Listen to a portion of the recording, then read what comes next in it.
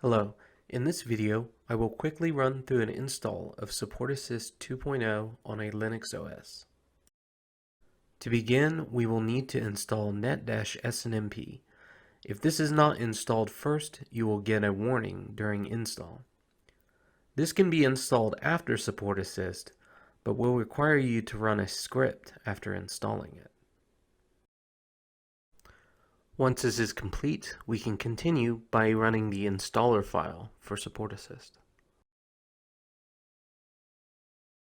Type C to continue with install. You will need to scroll to the bottom of the agreement and accept to continue.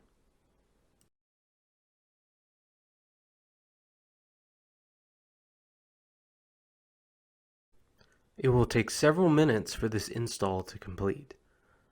Once finished, I would suggest restarting to ensure the services start correctly. Notice the URL needed to access SupportAssist is visible at the bottom of the install text. Thank you for viewing this tutorial for installing SupportAssist 2.0 on Linux.